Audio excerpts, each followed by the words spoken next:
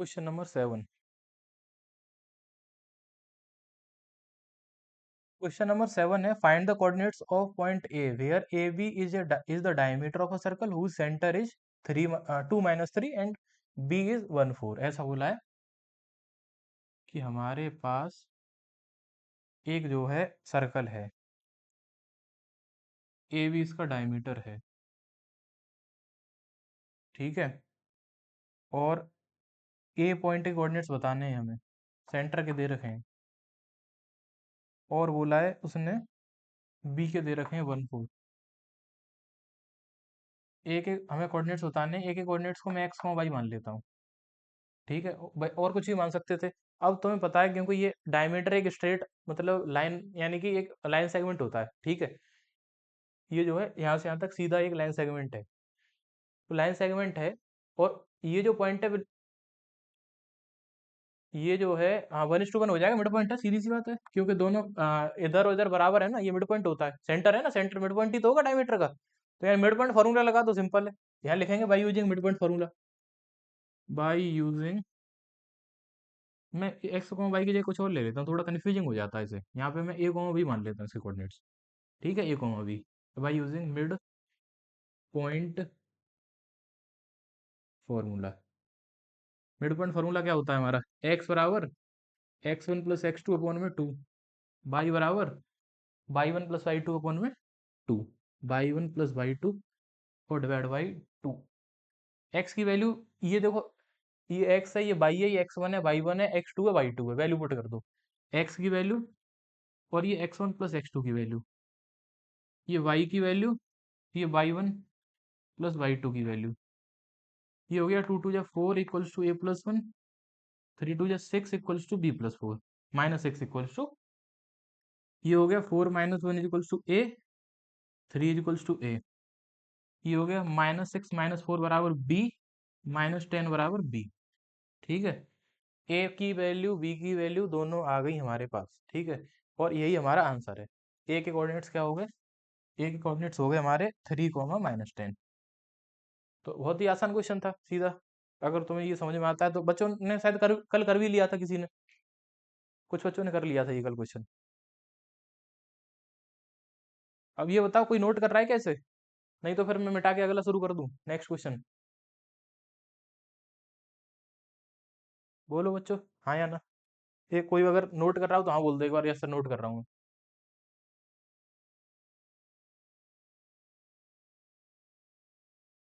चलो कोई बात नहीं। तो प्रिंस नहीं कर रहा क्या?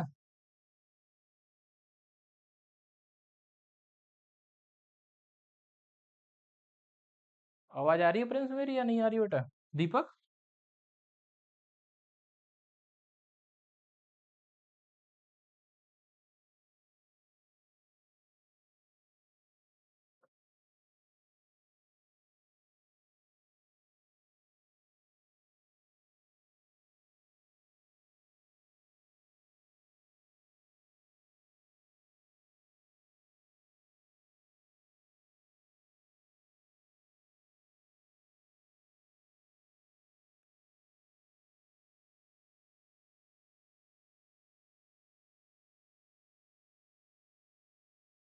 Next question, question number 8।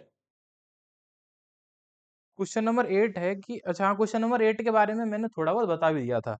Question number 8 में रेशियो दे रखा है हमें, ठीक है।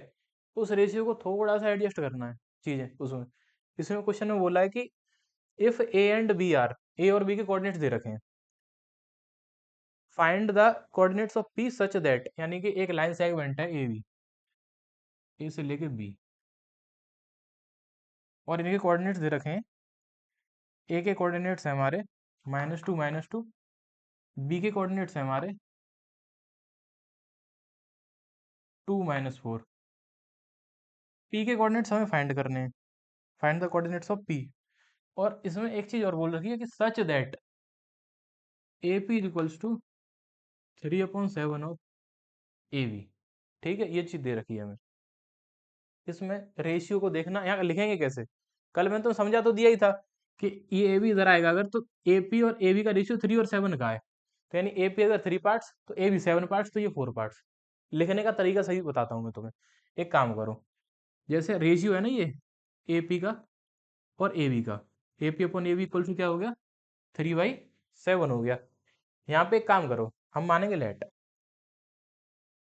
रेशियो है तो इसको 3 के, एंड ए बी को मान सकते हैं 7 के।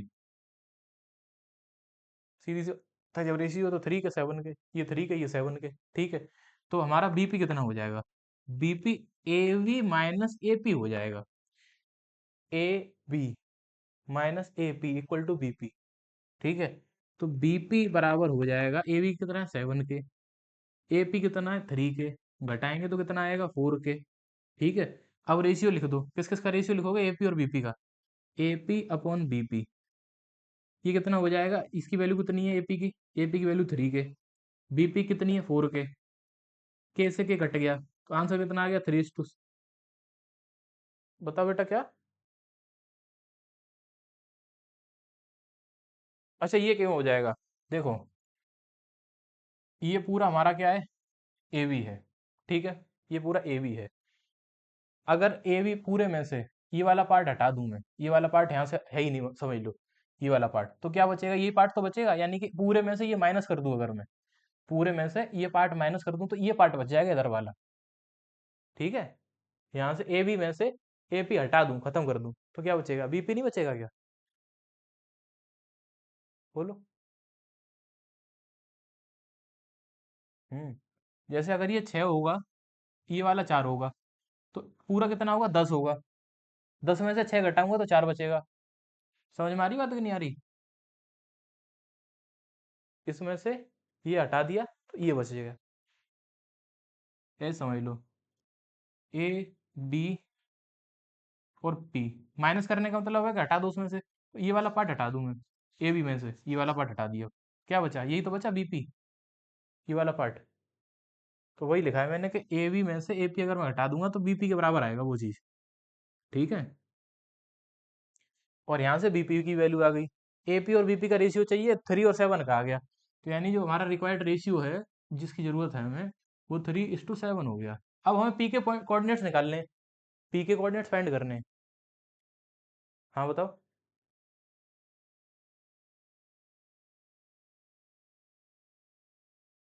नहीं दिक्कत नहीं है, ऐसा है मैं तुम्हें बताऊं कि रेशियो यहाँ पे मतलब तुमसे कोई तुम्हारा टीचर बोलने अगर के मतलब हमें करके दिखाओ कैसे है, प्रोसेस क्या है इसका, तो प्रोसेस ही है, ठीक है, कर देना, प्रॉब्लम नहीं होनी चाहिए। मैंने कल बताया था डायरेक्ट लिख देंगे हम, कोई दिक्कत नहीं उससे, ठीक है।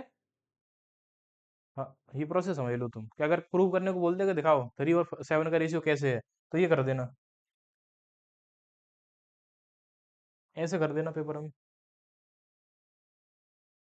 हाँ सॉरी, 4 4 4 बेटा, सॉरी, 4 4, हाँ 4 है ना, यहाँ पे मैंने 7 गलती से लिख दिया, ये यहाँ पे भी 4 ही आएगा ना फिर, 3:4, ठीक है।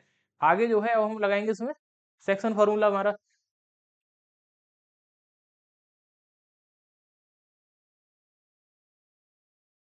By using section formula. X coordinate कहता है m1 x2 plus m2 x1 divide by m1 plus m2।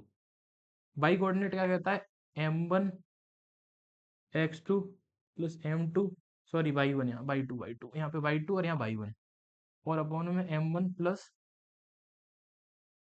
m2, m1 plus m2,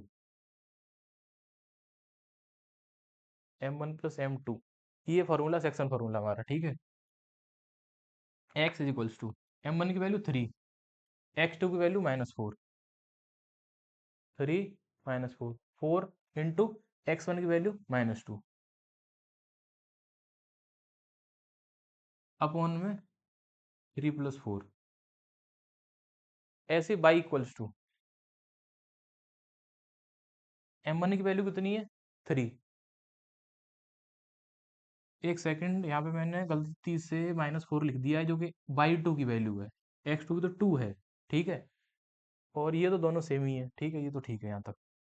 इसके बाद 3 इंटू यहाँ पे -4 आएगा, ये दिख रहा है ना तुम लोगों को यहाँ तक, हाँ दिख तो रहा है, ठीक है। Pi is equals to 3 × -4 plus 4 × -2, 4 × -2 upon में 3 + 4। एक्स इक्वल्स टू 3 × 2 = 6, 4 × 2 = 8 अपॉन में 7। Y is equals to -12 -8 upon में 7। 3 × 4 = 12, 4 × 2 = 8। ठीक है। एक्स इक्वल्स टू -2/7 और वाई इज इक्वल्स टू -20/7। देखना यही आ रहा है क्या, -20/7 ही सबका, कि कुछ और आ रहा था? हम्म। हाँ कर लिया था ना कुछ बच्चों ने तो। हाँ तो सही है फिर। अब ये बताओ मुझे, जिन बच्चों को नहीं आ रहा था उन्हें समझ में आ गया? बोलो यस या नो। अब ये बताओ, कोई नोट कर रहा है क्या अभी? हाँ बोल दो अगर कोई बच्चा नोट कर रहा है इसे तो। हाँ करो बेटा। इसके बाद में अभी कितने क्वेश्चन बचे हैं इस एक्सरसाइज में? अभी 2 क्वेश्चन और बचे हैं, 9th एंड 10th। 9th वाला क्वेश्चन में बोला है find the coordinates of the point which divide the line segment into 4 equal parts. देखो ये क्वेश्चन मैं अभी भी नहीं करूंगा, ये क्वेश्चन तुम ही करोगे, ठीक है? क्योंकि 4 बराबर हिस्से वाला क्वेश्चन हम पहले ही बता चुके हैं। रेशियो उसमें बेटा पहला वाला कोऑर्डिनेट निकालेंगे तो 1:3 होगा, दूसरा निकालेंगे तो मिड पॉइंट हो जाएगा 2:2। ठीक है। तीसरा निकालेंगे तो 3:1 हो जाएगा। समझ में आई बात? हम्म।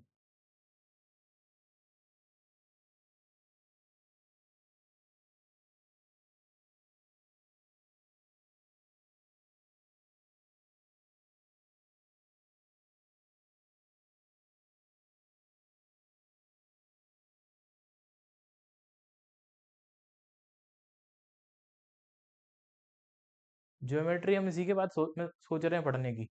7वें चैप्टर के बाद ज्योमेट्री शुरू करते हैं फिर।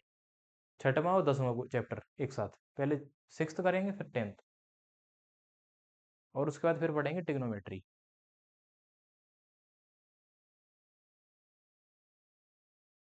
ठीक है बच्चों।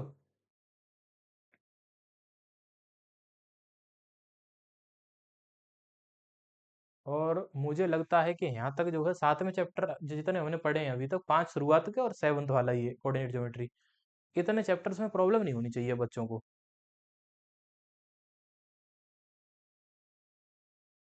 सही कह रहा हूँ?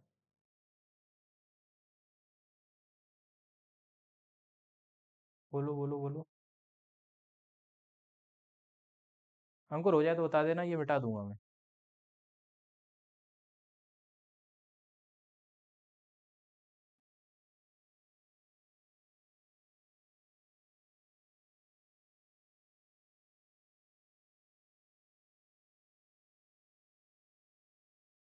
ये वाला पार्ट हो गया नोट।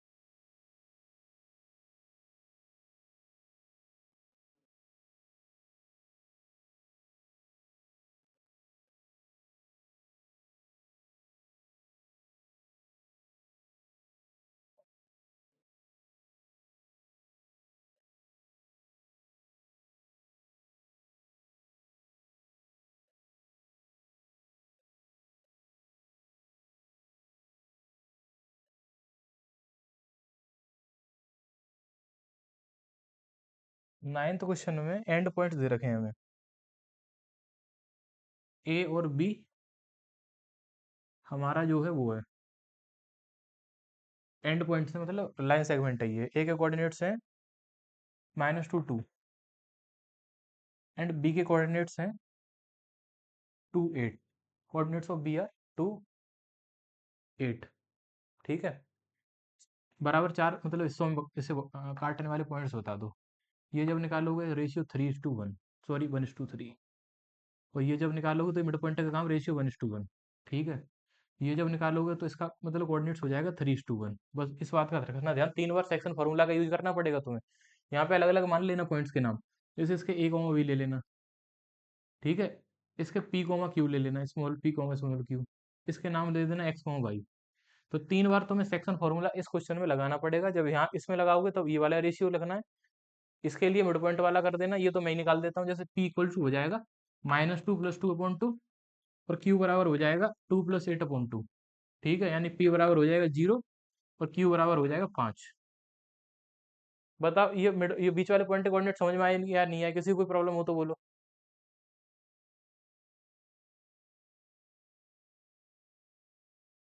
नहीं ना? और इनके दोनों के निकाल लेना तुम लोग खुद। रेशियो बता चुका हूँ, 1:3:1। पहले भी बताया था, पहले ही दिन जब मतलब सैटरडे को हमने पढ़ा था ये, नहीं सैटरडे नहीं सॉरी, फ्राइडे को, तब ये हमने पढ़ा था। मतलब बता दिया था मैं रेशियो कैसे लेना है। आगे बढ़े, अगला क्वेश्चन बताऊं बच्चों? अंकुर बताओ बेटा, अगला क्वेश्चन पे चले हम। कर लेना ये क्वेश्चन, नहीं तो छोड़ दो तुम। ठीक है, इंपॉर्टेंट है, अच्छा बढ़िया क्वेश्चन है ये। बोलो हाँ या ना। आगे बढ़ते हैं।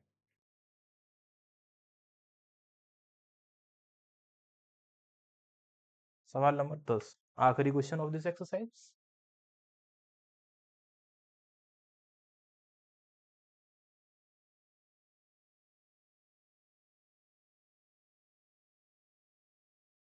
इसमें तुम्हें पता है क्या करना है? इसमें बोला है find the area of rhombus, vertices दे रखे हैं टेकन इन ऑर्डर।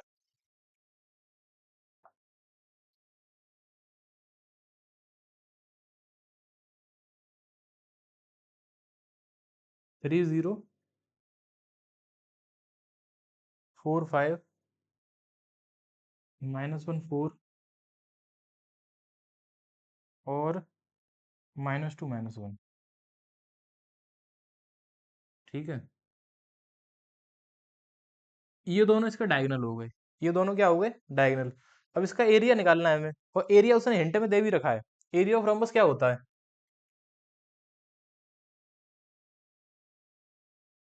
हाँ पहले भी पढ़ चुके हैं इसे तुम। 1/2 × D1 × D2। ठीक है, D1 × D2। डायगोनल 1 की लेंथ इंटू डायगोनल 2 की लेंथ। अब तुम्हें इसमें ये क्वेश्चन इसमें डाल रखा है पिछली वाली एक्सरसाइज का। पता है कि तुम्हें ये डिस्टेंस फॉर्मूला लगाना पड़ेगा D1 D2 निकालने के लिए हमें। सेक्शन फॉर्मूला का तो कोई काम ही नहीं है, पिछली एक्सरसाइज में दिया जा सकता था ये क्वेश्चन। है कि नहीं? बताओ बच्चों। तो हमें क्या करना? हाँ, हमें इसमें एक काम करना पड़ेगा। इसकी हमें D1 की लेंथ डिस्टेंस फार्मूला से निकाल दो, और D2 की लेंथ डिस्टेंस फार्मूला से निकाल दो। यहाँ पे वैल्यू रख लो, क्वेश्चन ओवर, खत्म। ठीक है, बताओ कितनी कितनी होगी इनकी लेंथ। D1 की लेंथ बताओ जल्दी से इसकी। ये D1 है हमारा, ये वाला।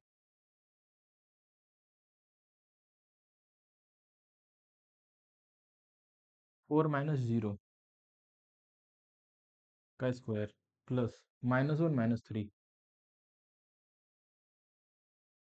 का स्क्वायर। 4 का स्क्वायर 16, यहाँ पे भी 16, √32, √32। ठीक है, D2 की लेंथ। D2 की जो लेंथ है वो हो जाएगी -2 माइनस वो -1 - 5 का स्क्वायर प्लस -2 - 4 का स्क्वायर। ये हो जाएगा -6 का स्क्वायर 36, ये भी 6 का स्क्वायर, ये भी 36। क्योंकि -4 -6 -2 -6 होगा, 6 स्क्वायर 36, स्क्वायर इसका भी 36, यानी √72। ठीक है, बस ये दोनों वैल्यूज यहाँ रखेंगे हम। रूट के अंदर 32 इंटू √72। अब इनके फैक्टर करके जो जो चीजें बाहर आ सकती हैं बाहर निकाल देंगे हम। जैसे √32 है, √32 16 × 2 होता है, 16 का 4 बाहर आ जाएगा, और √2 हो जाएगा ये। ठीक है, 9 8 या 72 होता है, 9 का 3 बाहर आ जाएगा, 8 का एक 2 बाहर आ जाएगा, एक 2 रह जाएगा अंदर। 9 8 या 72 होता है, इसके प्राइम फैक्टर करके बाहर निकाल देना, इन दोनों के पेयर बन जाएंगे, ये बाहर आ जाएंगे, ये अकेला छूट जाएगा। 2 से ये वाला 2 पूरे काट दिया मैंने। क्या क्या बचा? 4 3 √2 √2, 4 3 या 12, और √2 इंटू √2 2, 12 टू आ जाएगा 24 और स्क्वायर यूनिट्स, 24 स्क्वायर यूनिट्स। ठीक है, देखो बच्चों, समझ में आया या नहीं आया ये बताना मुझे, कोई भी स्टेप पे प्रॉब्लम हो तो। और ये हमारा क्वेश्चन 10।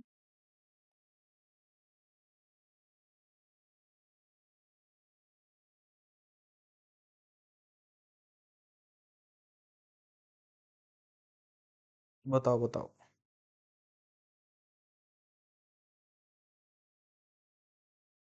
डी क्या कितना है?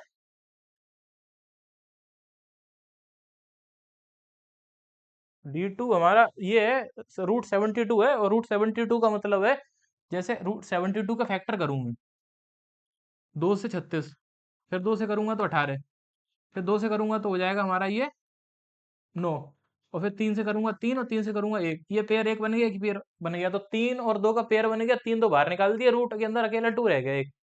ठीक है धीरज। हाँ, ऐसे 32 के फैक्टर करेंगे तो चार मतलब 2 के 2 बार पेयर बन जाएंगे, यानी बाहर आ जाएगा 4, एक अकेला 2 छूट जाएगा। फिर यहाँ पे मैंने ये वाले 2 से ये 2 काट दिया है, ये रूट 2 और ये रूट 2 हो गया, तो ये 4 3 जा 12 हो गया, 12 2 जा 24 हो गया, और क्योंकि एरिया एरिया की यूनिट स्क्वायर यूनिट ही होती है। ठीक है, बस इसका ध्यान रखना। और अब बताओ मुझे, किसी भी बच्चे को कोई भी प्रॉब्लम हो तो।